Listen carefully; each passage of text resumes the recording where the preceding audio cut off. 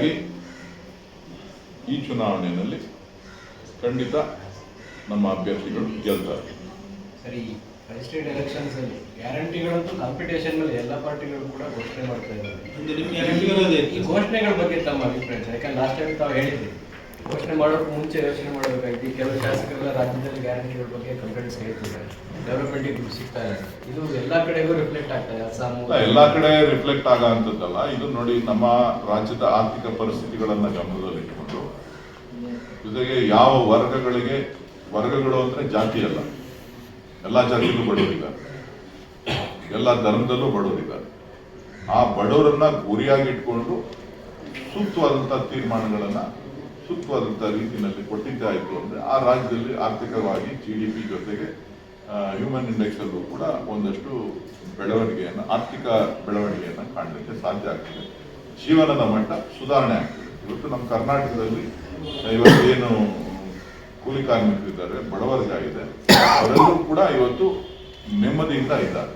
ಯಾರು ಏನೇ ಮಾತಾಡ್ಬೋದು, ಒಂದ್ ಕಡೆ ಅಭಿವೃದ್ಧಿ ಕುಂಠಿತ ಆಗಿದೆ ಅಂತಕ್ಕಂಥ ಕೂಗಿರ್ಬೋದು, ಆದ್ರೆ ಆರ್ಥಿಕವಾಗಿ ಸಾಮಾಜಿಕವಾಗಿ ಒಂದು ಬದಲಾವಣೆ ಅಂತೂ ಕರ್ನಾಟಕ ರಾಜ್ಯದಲ್ಲಿ ಆಗಿದೆ. ಕೆಲವರು ವಿರೋಧ ಮಾಡ್ತಾರೆ, ನಾನು ಇಲ್ಲ ಅಂತ ಹೇಳೋದಿಲ್ಲ, ಸಮಸ್ಯೆಗಳಿದೆ ಇಲ್ಲ ಅಂತ ಹೇಳೋದಿಲ್ಲ. ಬಟ್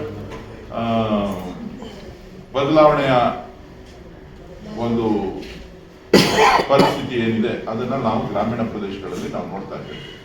ನೆಮ್ಮದಿಯ ಬದುಕನ್ನ ನಾವು ಕಾಣ್ತಾ ಇದ್ದೇವೆ. ಸರ್, ಇನ್ನೊಂದು ಈ ಇರೋ ಅನಿಲದ ಸಮಸ್ಯೆ, ತೈಲದ ಸಮಸ್ಯೆ, ನಾವೆಲ್ಲ ಕೊರೋನಾ ರೀತಿ ಹೋರಾಡಬೇಕು ಅಂತ ರಾಜ್ಯಗಳಿಗೆ ಕರೆ ಕೊಟ್ಟಿದ್ದಾರೆ ಸರ್ ಮೋದಿ ಅವರು. ಅಷ್ಟೊಂದು ಸಮಸ್ಯೆ ಆಗ್ತಿದ್ಯಾ? ಅದು ಕೇಂದ್ರ ಸರ್ಕಾರಕ್ಕೆ ಗೊತ್ತು ಏನ್ ಸಮಸ್ಯೆ ಆಗ್ತಾ ಇದೆ, ಏನ್ ಸಮಸ್ಯೆಗೆ ಆಗ್ತಾ ಇಲ್ಲ. ಒಟ್ಟಾರೆಯಾಗಿ ಇದೇ ರೀತಿಯ ಪರಿಸ್ಥಿತಿ ಮುಂದುವರಿತು ಅಂತ ಅಂದ್ರೆ ಬಹಳ ದೊಡ್ಡ ಪರಿಣಾಮವನ್ನು ನಾವು ಎದುರಿಸಬೇಕಾಗ್ತದೆ. ಜೊತೆಗೆ ಬೆಲೆ ಏರಿಕೆಯ ಬಿಸಿ ಇಡೀ ಭಾರತ ದೇಶಕ್ಕೆ ತಟ್ಟುತ್ತದೆ, ಈಗಾಗಲೇ ತಟ್ಟಿದೆ. ಎಲ್ಲ ಪ್ರಾಡಕ್ಟ್ಸ್ಗಳ ಮೇಲೂ ಕೂಡ ಕೆಲವು ಪ್ರಾಡಕ್ಟ್ಗಳು, ಕೆಲವು ವಸ್ತುಗಳು ನಿಮಗೆ ಬೆಲೆ ಸಿಗದೆ ಬೆಲೆ ಜಾಸ್ತಿ ಆಗಿರ್ಬೋದು. ಇನ್ನು ಕೆಲವರು ಇದನ್ನೇ ಉಪಯೋಗ ಮಾಡಿಕೊಂಡು ಬೆಲೆ ಏರಿಕೆಯನ್ನ ಮಾಡ್ತಾ ಇರ್ತಕ್ಕಂಥ ಹೋಟೆಲ್ಗಳು ಒಂದೇ ಅಂತಲ್ಲ, ಇವತ್ತು ಅಲೈಡ್ ಇಂಡಸ್ಟ್ರೀಸ್ ಯಾವ್ಯಾವ್ದಿದೆ, ಪೆಟ್ರೋಲಿಯಂ ಪ್ರಾಡಕ್ಟ್ಸ್ ಮೇಲೆ ನಾವು ಯಾವುದನ್ನ ಇಂಪೋರ್ಟ್ ಮಾಡ್ತಾ ಇದ್ದೀವಿ, ಆ ಇಂಪೋರ್ಟ್ ಮಾಡ್ತಾ ಇರ್ತಕ್ಕಂಥದ್ದು ಎಲ್ಲದ್ರ ಮೇಲೂ ಕೂಡ ಇದರ ಪರಿಣಾಮ ಬೀರ್ತದೆ. ಪ್ರೊಡಕ್ಷನ್ ಕಡಿಮೆ ಆಗ್ತದೆ. ಪ್ರೊಡಕ್ಷನ್ ಯಾರ್ಯಾರು ಗ್ಯಾಸು, ಪೆಟ್ರೋಲಿಯಂ ಪ್ರಾಡಕ್ಟ್ ಇದನ್ನ ಉಪಯೋಗಿಸ್ಕೊಂಡಿದ್ರು, ನಾಳೆ ದಿನ ಮಳೆ ಹೋಯ್ತು ಅಂತಂದ್ರೆ, ಇವತ್ತು ಮುಂಗಾರು ಪ್ರಾರಂಭ ಆಗಿ ಮಳೆ ಹೋಯ್ತು ಅಂತಂದ್ರೆ ನಮ್ಮ ಗೊಬ್ಬರದ ಮೇಲೂ ಕೂಡ ಪರಿಣಾಮ ಬೀರ್ತದೆ. ಹೌದು, ಅದೇನಿಲ್ಲ ಅಂತಲ್ಲ. ಅದಕ್ಕೆ ಸರ್ಕಾರ ಸಜ್ಜಾಗಬೇಕಾಗ್ತದೆ. ಒಂದಷ್ಟು ಸ್ಟಾಕ್ ಇರ್ಬೋದು, ಏನೋ ಒಂದು 3 ಮಂತ್ಸ್ಗೆ ಆಗುವಷ್ಟು, 2 ಮಂತ್ಸ್ಗೆ ಆಗುವಷ್ಟು ಸ್ಟಾಕು, ಒಂದು ಸೀಸನ್ಗೆ ಆಗುವಷ್ಟು ಸ್ಟಾಕು ಇರೋದು.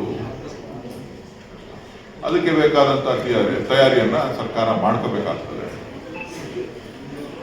ಮುನ್ನೆಚ್ಚರಿಕೆ ಕೊಡ್ತಕ್ಕಂಥದ್ದು ಎಲ್ಲರೂ ಕೂಡ ವೆಹಿಕಲ್ಗಳಲ್ಲಿ ಜಾಸ್ತಿ ವೆಹಿಕಲ್ಗಳನ್ನು ಯೂಸ್ ಮಾಡ್ತಕ್ಕಂಥದ್ದು ಬೇರೆ ಬೇರೆ. ಈಗ ನಮ್ಮ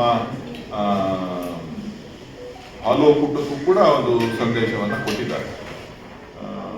ನೀವೇನು ಗ್ಯಾಸ್ ಕನ್ಸಂಪ್ಷನ್ ಮಾಡ್ತಾ ಇದ್ದೀರಿ ಅದನ್ನ 55% ಒಳಗಡೆ ನೀವು ಉಪಯೋಗಿಸಿ, ಇಲ್ಲ 100% ನೀವು ಉಪಯೋಗಿಸ್ಬೇಕು ಅಂತಂದ್ರೆ 30% ಅಡಿಷನಲ್ ಕಾಸ್ಟ್ ಬೇರ್ ಮಾಡಬೇಕಾಗುತ್ತೆ.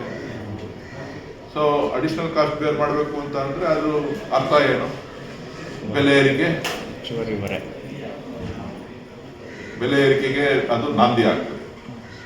ಸೊ ಹಾಗಾಗಿ ಎಸೆನ್ಷಿಯಲ್ ಕಮಾಡಿಟಿ ಒಳಗಡೆ ನಾವು ಬರ್ತೇವೆ. ಇಂಥ ಸಮಸ್ಯೆಗಳಿದೆ. ಈಗಲೇ ಜನ ಎಚ್ಚೆತ್ಕೊಳ್ಳೋದು ಒಳ್ಳೆಯದು. ಅಂದ್ರೆ ಈಗ ನಿಮಗೂ ಸಮಸ್ಯೆ ಆಗ್ತಾ ಇದೆ ಸರ್.